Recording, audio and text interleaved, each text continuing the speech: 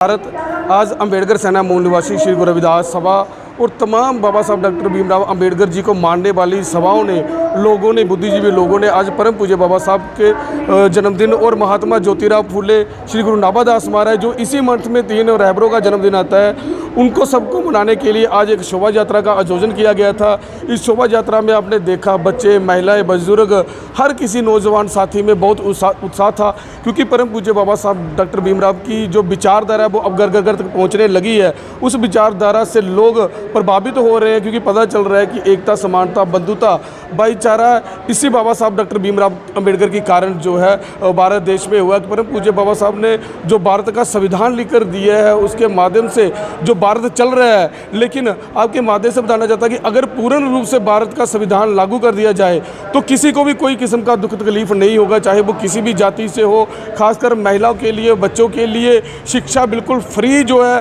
परम पूज्य बाबा साहब डॉक्टर भीमराव ने संविधान में लिखी हुई है, लेकिन इसमें जो है बिल्कुल इग्नोर किया जा रहा है सरकारों की तरफ से। आज हमने बाबा साहब के जन्मदिन पर बहुत ही हर्षोल्लास के साथ शोभा यात्रा निकाली है। उसमें तमाम लोगों ने, बुद्धिजीवी लोगों ने आकर साथ दिया है, और उसके बाद हमने जो बाबा साहब की विचारधारा है उसको फैलाने के लिए बच्चों को जो है प्रोत्साहित कर रहे हैं। उनको हमने बाबा साहब की जीवनी पढ़ने के लिए दी थी, और उसके बाद उनका एक टेस्ट लिया गया जिस 5000, सेकंड आने वाले को 2000 और थर्ड आने वाले को 1000 रुपया इनाम जो हम देने जा रहे हैं। और बाकी पार्टिसिपेट भी जितने बच्चों ने किया है उनको भी सर्टिफिकेट के साथ और कुछ ना कुछ देकर उनको सम्मानित करेंगे। और आपके माध्यम से लोगों से अपील करते हैं, कल बाबा साहब डॉक्टर अंबेडकर की जयंती है, उस दिन आप अपने अपने घरों में दीप मालाएं, जैसे दिवाली मनाते हैं या कोई और त्यौहार मनाते हैं, ये त्यौहार हमारे लिए बहुत ही बड़ा पर्व है, इसको बढ़ चढ़कर मनाएं। और परम पूज्य बाबा साहब का कहीं भी प्रोग्राम हो रहा हो वहाँ पर जाने की कृपालता करें। और जहाँ पर आए हुए सभी लोगों का मैं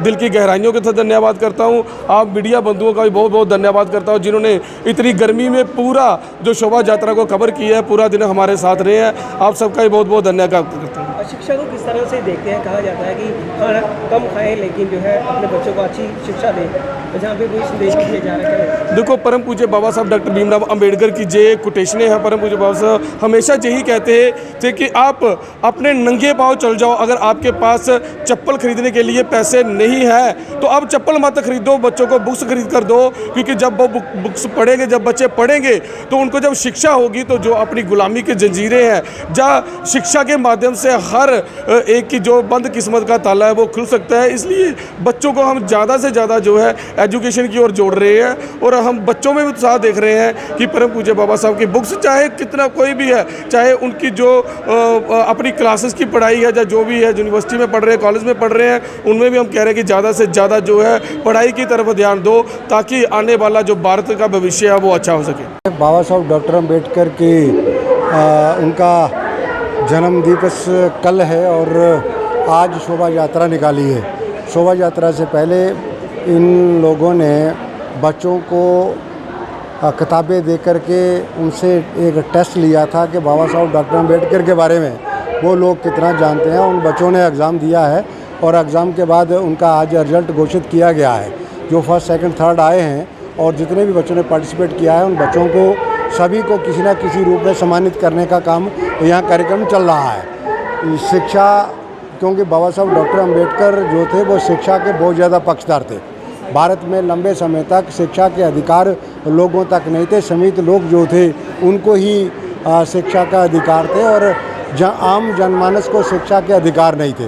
तो बाबा साहब धर्मपत्नी द्वारा शिक्षा की बात को आगे बढ़ाया गया था, और बाबा साहब डॉक्टर क्योंकि शिक्षा के लिए बहुत ज़्यादा चिंतित थे। अगर समाज पढ़ेगा नहीं तो कैसे आगे बढ़ेगा? अगर समाज ही नहीं पढ़ेगा तो देश कैसे आगे बढ़ेगा?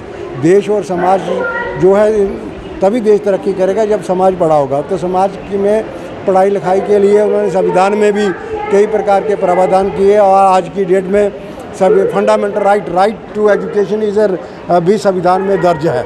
हमने कहा कि 6 साल से लेकर के 14 साल तक के बच्चे को कंपल्सरी और फ्री एजुकेशन भारतवर्ष में दी जाएगी। जम्मू कश्मीर का जब अपना संविधान था तो उन्होंने फर्स्ट से लेकर के यूनिवर्सिटी तक लोगों को फ्री एजुकेशन देने की बात की हुई थी।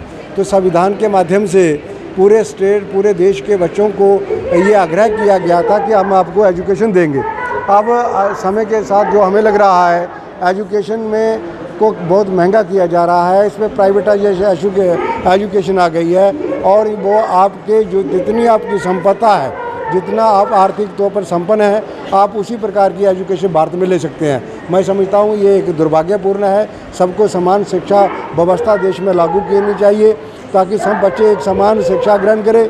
जब अच्छी शिक्षा लोग लेंगे, अच्छी शिक्षा लेंगे और फिर वो कंपटीशन में जब वो आगे निकलेंगे तो जो लोग जिनको सरकारी शिक्षा है नहीं बराबर की शिक्षा मिल रही है तो वो एक दुर्भाग्यपूर्ण होगा। और हम समझते हैं कि बाबा साहब डॉक्टर अम्बेडकर को सही श्रद्धांजलि ये होगी कि हम देश के बच्चों को अच्छी शिक्षा मुहैया कराएं। और शिक्षित बच्चा जो है वो कहते थे कि शिक्षा जो वो शेरनी का दूध है, जो पिएगा वो दहाड़ेगा। तो इसलिए वो शिक्षा जो है वो तमाम लोगों को ग्रहण करनी चाहिए। और लोगों से भी, समाज से भी ये आग्रह है कि ये बहुत बड़ा चैलेंज समाज के सामने है, उस समस्या का समाधान शिक्षा के माध्यम से हो सकता है। शिक्षा एक आर्थिक का साधन तो है ही है, इसके साथ घर की संपन्नता भी आएगी और इसके साथ देश की समस्याओं को समझा जा सकता है, देश की व्यवस्थाओं को समझा जा सकता है और इसी तरीके से देश का अच्छा कल्याण और देश आगे बढ़ाया जा सकता है। अगर बाबा साहब डॉक्टर अम्बेडकर दुनिया में इतनी बड़ी शिक्षा प्राप्त ना करते तो बाबा साहब भारत का संविधान लिखने का उनको मौका नहीं मिलता।